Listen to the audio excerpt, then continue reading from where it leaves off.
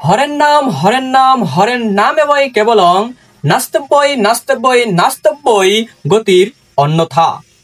আজকাল অনেকেই হরে কৃষ্ণ মহামন্ত্রকে একমাত্র কলি জীবের উদ্ধারের পথ হিসেবে প্রসার করতেছেন।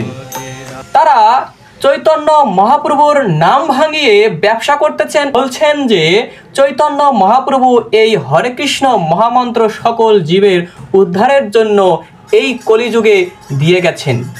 এই মন্ত্র ছিল বৈকুণ্ঠ ধামে, সেই বৈকুণ্ঠ ধাম থেকে স্বয়ং চৈতন্য মহাপ্রভু নাকি আমাদেরকে দিয়ে গেছেন। দেখেন, ব্যবসা আপনি যেভাবেই করেন না কেন, কিন্তু ব্যবসা ঠিকমতো আপনি টিকিয়ে রাখতে পারবেন না। কারণ সনাতনীরা এখন বই পুস্তক একটু হলেও পড়ে থাকে। সনাতনীদের ধর্মগ্রন্থ শ্রীমদ্ ভগবদ গীতায় বলা হয়েছে, যদি তুমি সমুদায় পাপ হইতে অধিক পাপী হও, তথাপি তুমি জ্ঞানরূপ তরণী দ্বারা এই পাপ হইতে উদ্ধার লাভ করতে পারবে। জ্ঞান কাকে বলে? জড়বস্তু চেতনাত্মার পার্থক্য নিরূপণ করার নামে হচ্ছে জ্ঞান। কি সেই জড়বস্তু আর কি সেই চেতনাত্মা? আমাদের এই দেহখান হচ্ছে জড়বস্তু, আর এই দেহখানকে যিনি চালাচ্ছেন তিনি হচ্ছেন চেতনাত্মা। এর সম্পর্ক এবং পার্থক্য নিরূপণ করতে যিনি পারেন তিনি হচ্ছেন জ্ঞানী। আর এই জ্ঞান কিভাবে জন্মে? এই জ্ঞান একমাত্র প্রাণ কর্মের মাধ্যমে জন্মে, কারণ প্রাণেই হচ্ছেন ভগবান বা প্রাণেই হচ্ছে ভগবানের স্বরূপ। আমরা প্রথমে যে মন্ত্রটি বলেছিলাম যে হরের নাম এবই কেবলং, সেই মন্ত্রটিতে বলা হয়েছে যে একমাত্র কেবল অবস্থায় যদি আমরা হরের নাম বা হরিনাম করতে পারি, তাহলে আমরা সকল পাপ হইতে মুক্তি লাভ করতে পারবো। তাহলে হরের নামটা কি এবং সেই হরিনাম কি সেটাও আমাকে জানতে হবে। সেই হরিনাম বা হরের নাম বলে হরে কৃষ্ণ মহামন্ত্র এরূপ কোনো নাম কিন্তু নয়। অনেকে এই হরে কৃষ্ণকে 16 নাম এবং 32 অক্ষর বলে থাকেন, কিন্তু এখানে 16টি নাম নেই, মাত্র 3টি নাম রয়েছে। হরে মানে হরি কৃষ্ণ এবং রাম, এই 3টি নাম রয়েছে। সুতরাং এখানে 16 নাম এবং 32 অক্ষর, এটা যেমন মিথ্যা কথা, ঠিক সেরকম এই 16 নাম 32 অক্ষর নিয়ে ভবতরণী পার হওয়া সম্ভব, এমনটাও মিথ্যা কথা। আসুন আমরা মিথ্যার আশ্রয় না নিয়ে ভগবদ গীতার আশ্রয় নিয়ে আমরা এই বৈতরণী পার হয়ে সেই ভগবানের কাছে মোক্ষধাম প্রাপ্ত হওয়ার যে সুযোগ রয়েছে সেই সুযোগকে গ্রহণ করি। আগে যে আরো 3টি যুগ রয়েছে, সেই যুগগুলিতে যজ্ঞ আদি করে থাকতেন এবং যজ্ঞ আদি ছিল তাদের প্রধান ধর্মকর্মের কাজ। এখন এই কলিযুগ, মানুষের অল্প প্রাণ অল্প আয়ু, এই যুগে সাধনা করা সম্ভব নয়, কিন্তু তারা ভুলে যান স্বামী বিবেকানন্দ ব্রিটিশ আমলেই ছিলেন। বেশি দিন নয়, আমার 3 পুরুষ কি 4 পুরুষ আগেরই কথা, যে তারা এই কলিযুগেই সাধনার মাধ্যমে তারা এই যুগেই সাধনায় সিদ্ধি লাভ করে ভগবত ধাম প্রাপ্ত হয়েছেন, তারা পরম হংসত্ব লাভ করেছেন। কারণ তারা এইসব আজগুবি কথায় বিশ্বাস না করে নিজেদেরকে বিশ্বাস করেছেন। আমাদের একটা সমস্যাই হলো এটাই যে আমরা নিজেদেরকে বিশ্বাস করি না, আমরা বিশ্বাস করি কিছু গেরুয়াধারী টাকলুওয়ালা মামাদেরকে। এই গেরুয়াধারী টাকলুওয়ালা মামারা কিন্তু আমাদের কাছ থেকে টাকা পয়সা নিয়ে যায়, অথচ আমাদের হাতের রান্না করা অন্ন তারা খেতে চায় না।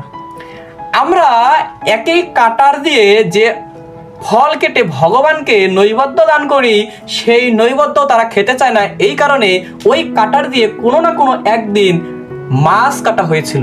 দুঃখজনক বিষয় হলেও সত্য যে আমাদের এই দাঁতগুলোও কিন্তু মাছ খেয়েছে, মাছ চাবিয়েছে। ওই মামাদেরও দাঁতগুলো মাছ চেবিয়েছিল। তাদেরও দাঁতগুলো একটু খুলে খুলে যদি ফেলে দেওয়া না হয়, তাহলে তাদের ওই আমিষধারী দাঁতগুলো দ্বারা সাধনা করা জায়েজ মনে করি না। এখন আসি সেই বিখ্যাত কথাটি, একবার নাম নিলে যত পাপ হরে, জীবের কি সাধ্য আছে তত পাপ করে।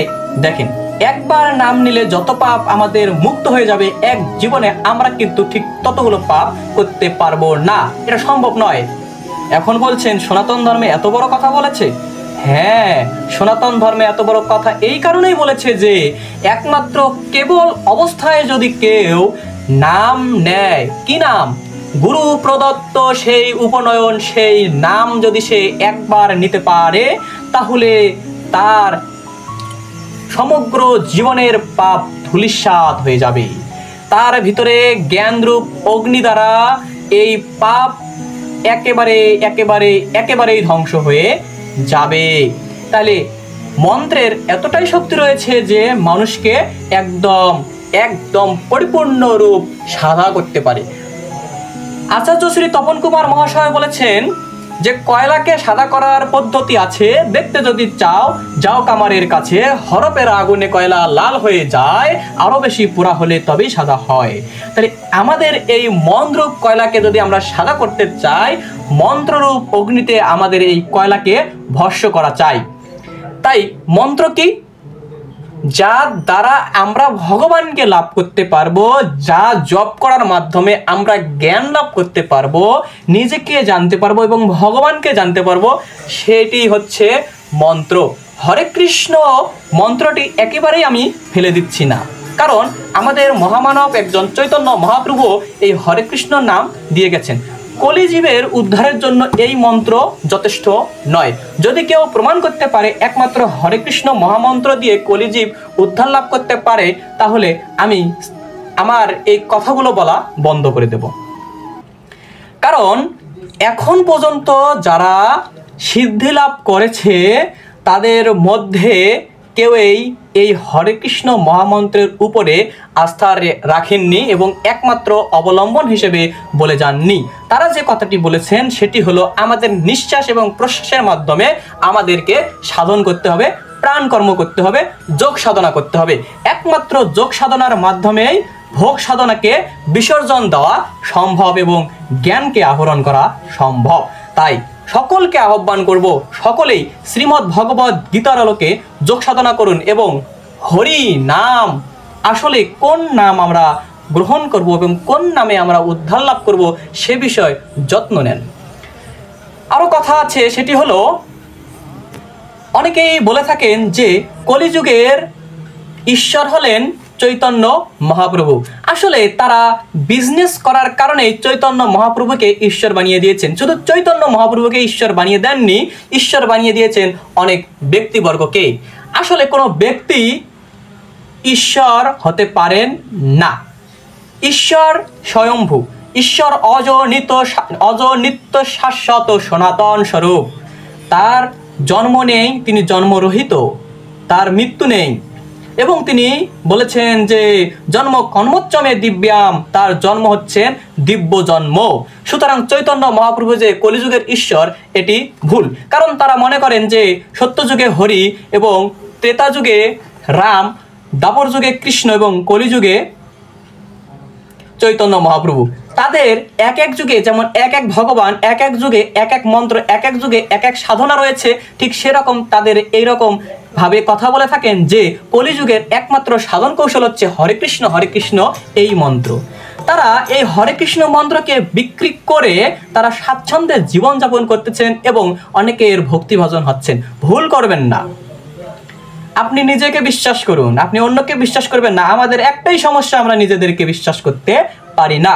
আমরা মনে করি আমরা কলিযুগের জীব, আমরা উদ্ধার লাভ করতে পারবো না। যদি আপনি সদ্গুরুর আশ্রয় নেন, যদি জ্ঞানীগুরুর আশ্রয় নিতে পারেন, তাহলে আপনি উদ্ধার লাভ করতে পারবেন। অন্যথায় ওই টিকিধারী গেরুয়া পোশাকদের কাছে যদি আপনি যান, তারা আপনাকে দিয়ে ভিক্ষা করাবে, তারা স্বাচ্ছন্দ্যে জীবনযাপন করবে, আপনি উদ্ধার লাভও করতে পারবেন না, বিবাহ তো করবেনই না। তাই সময় থাকতে সাধন কাজে এগিয়ে আসুন, জ্ঞান আহরণে জ্ঞানী গুরু ধরুন।